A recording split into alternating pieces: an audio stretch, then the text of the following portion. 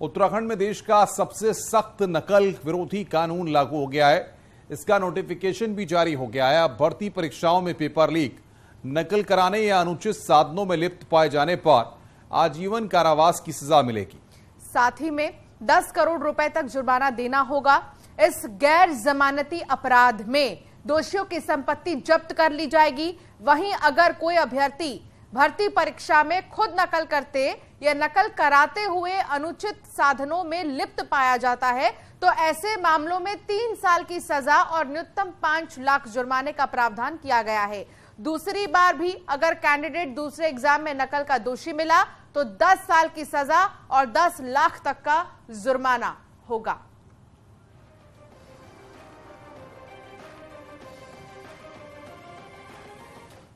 कि अगर कोई परीक्षा में भाग लेने वाला अगर इसमें पकड़ा जाता है तो अगले 10 वर्षों तक वो परीक्षाओं में भाग नहीं ले पाएगा। नकल करवाने वाले जो गिरोह हैं, जो प्रमुख लोग हैं, अगर वो पकड़े जाते हैं तो उनको भी जहां 10 साल की कैद होगी वहीं सारी संपत्ति भी उनकी कुर्क होगी। पुष्कर धामी सरकार अपने एक और चुनावी वायदे को कल पूरा करने जा रही है। प्रदेश के गरीब तबके के अंत्योदय कार्ड धारक साल में 3 गैस सिलेंडर फ्री में रिफिल करा सकेंगे। योजना का नाम है मुख्यमंत्री अंत्योदय निःशुल्क रिफिल योजना।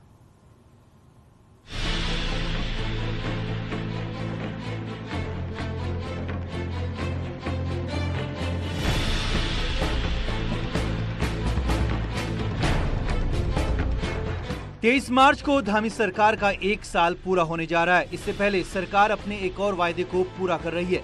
बीजेपी ने अपने चुनावी घोषणा पत्र में अंत्योदय कार्ड धारकों को साल में 3 गैस सिलेंडर फ्री देने का वादा किया था, जिसे सरकार रविवार को पूरा करने जा रही है। मुख्यमंत्री पुष्कर सिंह धामी पौड़ी से योजना की शुरुआत करेंगे। है कि हमने उस मैनिफेस्टो में कही गई बात को हम लोग पूर्ण करने जा रहे हैं और हमारे अंत्योदय परिवार की महिलाओं को जो है, जो कि उज्ज्वला गैस से आच्छादित है, उनको साल के 3 गैस सिलेंडर जो है वह हम लोग रिफिल कराने की योजना का शुभारंभ करने जा रहे हैं। और जो पूरे प्रदेश को एक बहुत बड़ी सौगात देने वाले हैं कि प्रत्येक परिवार को जो है, जो गरीब परिवार हैं, उनको 3 सिलेंडर जो है मुफ्त में सरकार के द्वारा दिया जाएगा। और मैं तो माननीय मुख्यमंत्री का बहुत बहुत धन्यवाद करता हूँ, उनका स्वागत करता हूँ। मुख्यमंत्री ने सभी मंत्रियों को इस दौरान अपने प्रभारी जिलों में रहने को कहा है। पौड़ी के कार्यक्रम से सभी जिले ऑनलाइन जुड़ेंगे। एक अंत्योदय कार्ड धारक तक योजना का लाभ पहुंचे, इसके लिए बीजेपी संगठन भी इसमें सक्रिय भागीदारी निभा रहा है।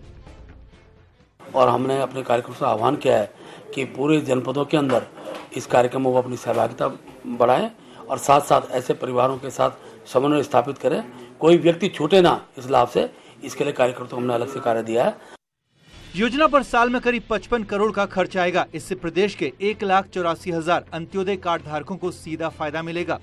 कार्ड धारक रिफिल तो कैश में कराएंगे और सब्सिडी के रूप में 1072 रुपए की राशि उनके खातों में चली जाएगी।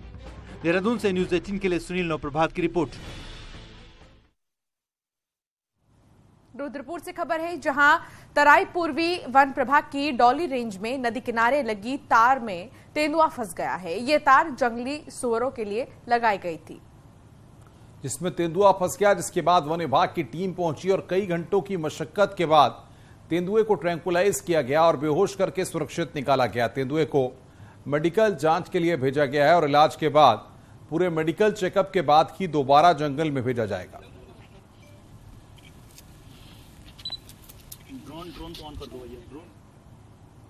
रामनगर के पास मरचुला में एक बाघिन का शव संदिग्ध परिस्थितियों में मिला है। वहीं बाघिन शव के पास मीडिया तक को आने नहीं दिया गया। इसके साथ ही बता दें कि आनन फानन में इसके शव को उठाकर कॉर्बेट टाइगर रिजर्व के ढेला स्थित रेस्क्यू सेंटर पहुंचा दिया गया है, जहां उसका पोस्टमार्टम किया जाएगा। गौरतलब है कि बुधवार को झड़गांव की एक महिला को बाघ ने मार दिया था। ग्रामीणों ने आक्रोश पर वन विभाग ने घटना स्थल के पास पिंजरा लगा दिया था।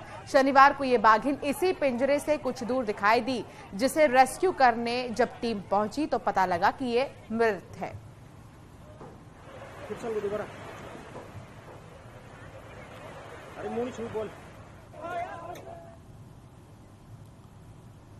आगे बढ़ते हैं। काशीपुर में कार चोर की करतूत सीसीटीवी कैमरे में कैद हो गई। घटना सुभाष नगर इलाके की है। यहां पर एक कार चोर ने बेहद आसानी से कुछ ही सेकंड में कार पर हाथ साफ कर लिया।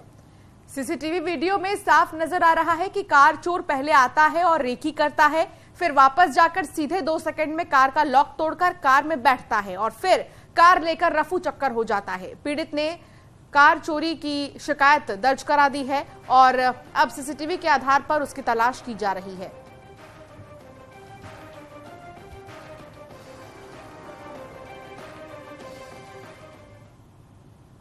हल्द्वानी में एक मंदिर का ऐसा विवाद पैदा हो गया है जिसमें अब साक्षात भगवान के एंट्री का दावा किया जा रहा है। आखिर पूरा मामला ये क्या है, आइए इस रिपोर्ट के जरिए आपको दिखाते हैं और इस दावे की क्या हकीकत है वो देखते हैं।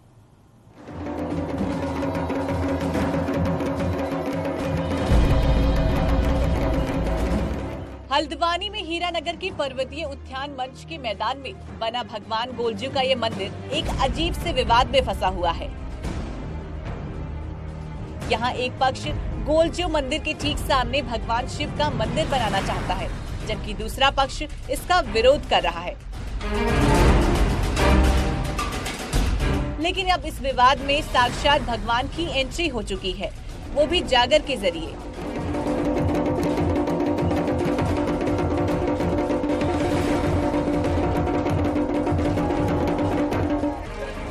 शुक्रवार रात लगी जागर में एक व्यक्ति के शरीर पर भगवान का अवतार होने का दावा किया गया, जिसने जागर के दौरान कहा कि गोलजू के सामने भगवान शिव का मंदिर बनाना चाहिए।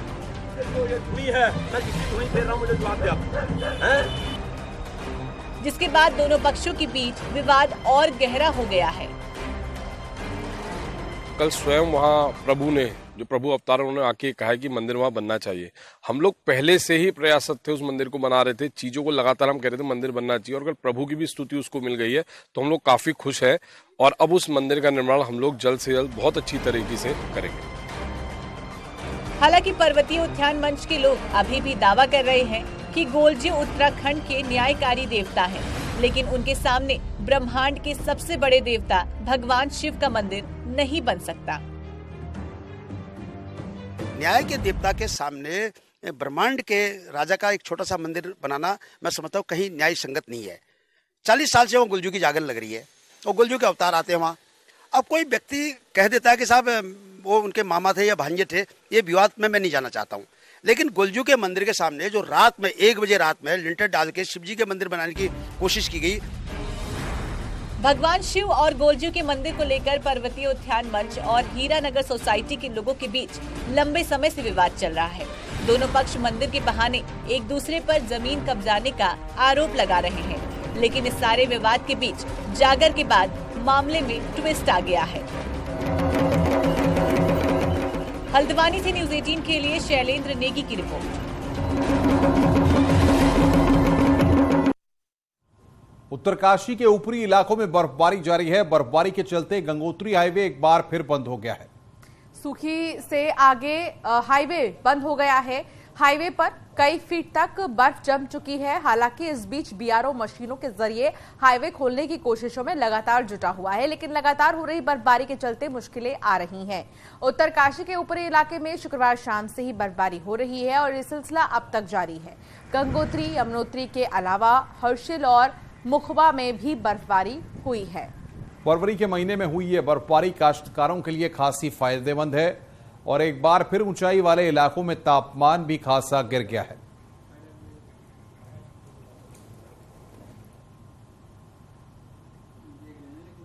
बद्रीनाथ धाम में सीजन की जबरदस्त बर्फबारी हुई है। 5 फीट बर्फ जमी।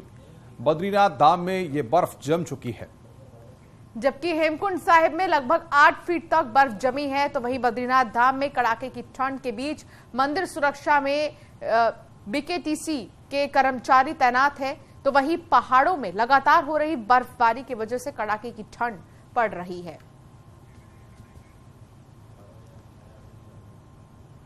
फरवरी के दूसरे सप्ताह में पहाड़ों में जमकर बारिश और बर्फबारी का दौर जारी है। नीति घाटी, माणा घाटी से लेकर हेमकुंड साहिब, औली, दशौली विकासखंड के तमाम ग्रामीण इलाकों में 2 दिनों से रुक रुक कर बारिश और बर्फबारी जारी है, जिससे निचले इलाकों में कड़ाके की ठंड पड़ गई है। वहीं भारी बर्फबारी के बाद हनुमान चट्टी से लेकर बद्रीनाथ धाम तक नेशनल हाईवे पर बर्फ की मोटी चादर जम गई है।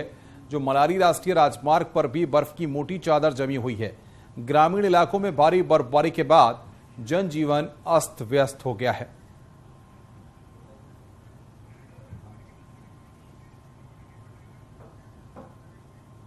और आइए हमें डालते हैं पहाड़ की 10 बड़ी खबरों पर।